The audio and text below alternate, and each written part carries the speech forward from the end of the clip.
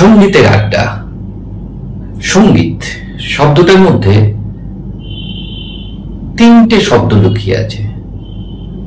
ঠিকই ধরেছেন, নৃত্য, গীত, বাদ্য, তিনটে মিলিয়ে সঙ্গীত শব্দ।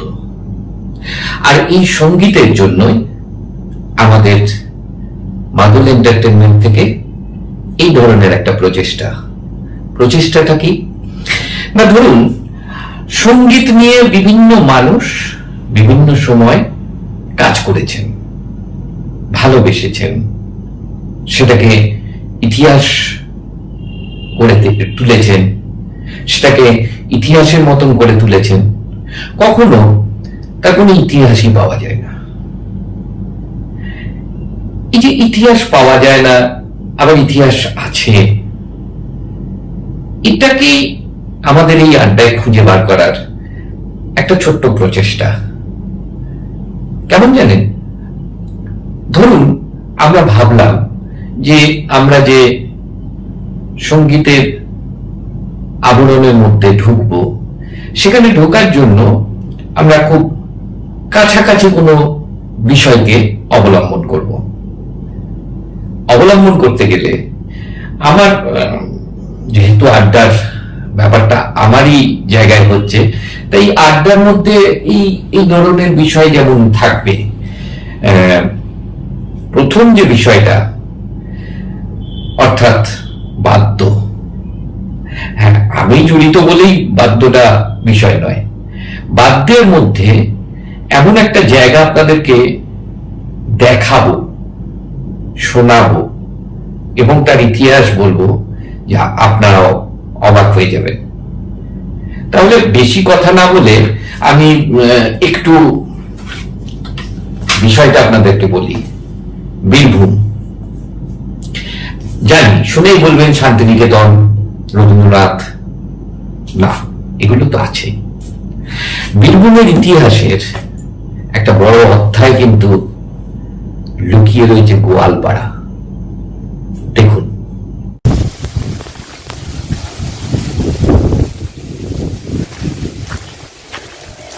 গ্রামটার নাম মেঘগর্জন।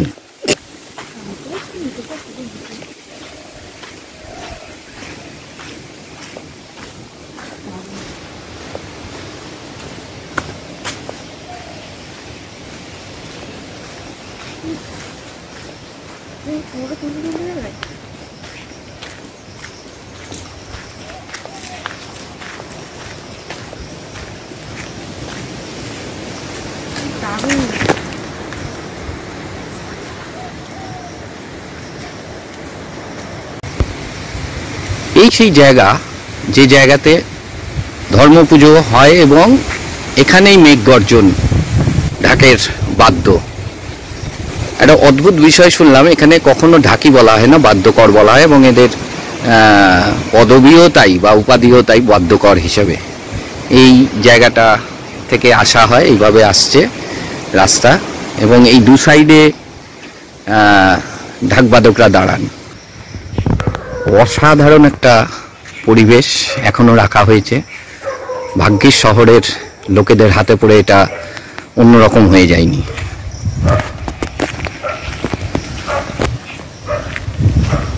এটা হচ্ছে মা ষষ্ঠী তলা, এখানে মা ষষ্ঠীর পুজো হয়।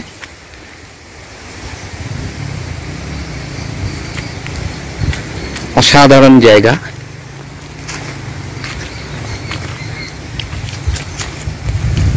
এই পুরোটাই থান আর কি, আমি যেটা বুঝলাম, আপনারা ভালো করে দেখে নিন। পুরোটাই থান, ষষ্ঠীর থান আর কি।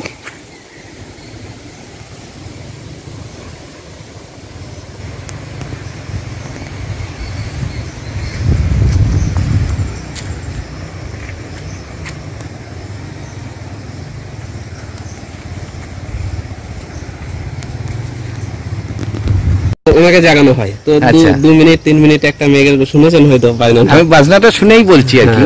এই জায়গাটায় ওই সুশীল বাবু যিনি বাদ্যকর, উনি এখানটায় এই জায়গাটায় দাঁড়ায়। আচ্ছা, আর যত সব ঢাকগুলো আছে তখন এই গাছগুলো সব পরিষ্কার করে দেয়। জঙ্গলটা। তারপর এই পেছন দিকেও তো মনে হয় ঢাক নিয়ে দাঁড়ায়। হ্যাঁ, এই যে জঙ্গলগুলো রয়েছে না, গাছগুলো থেকে গাছগুলো থাকে আমি দেখেছি। আর এমনি ছোট গাছগুলো সব আগাছাগুলো মানে পরিষ্কার করে দেয়, পরিষ্কার করে তারপরে এই ঢাকগুলো সব করে একদম উপরে ওই অব্দি রাউন্ড দিয়ে এসে যায়। হ্যাঁ, আর তারপর আর প্রচুর লোকজন হয়। আর মানে ঠাকুরটাকে ওই মানে একটা পুকুরের ধারে নিচেতে আছে জঙ্গলের মধ্যে এই জায়গাটায়। আর ওই সময় তোলা হয়, ওই সময় ওনাকে জাগানো হয়, তাই তো? ওই সময়, হ্যাঁ, ওই সময় 2 মিনিটের জন্য এখানে এসে আর প্রচুর লোক হয়।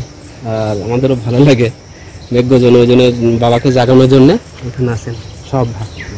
মানে এটার আন্দাজ, মানে আপনার আন্দাজ কত বছরের পুরনো এটা? আমার তো দেখছি আমার বাবারা মানে ভক্ত হয়, আমারও ভক্ত কামাই। ধর্মরাজের আমার বাবারা হচ্ছে মানে মেন কোলদেশী, ঠিক আছে। আমরা শুনেছি আমার দাদু ভক্ত ছিল, আমার বাবারা করেছে, এখন আমরা করছি।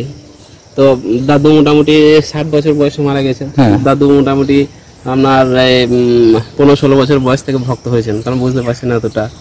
মানে তার দাদুরাও নিশ্চয়ই করেছেন। হ্যাঁ, এরকম করে অনেক মানে হিসাব বলতে পারবো না কত বছর, বহু পুরনো।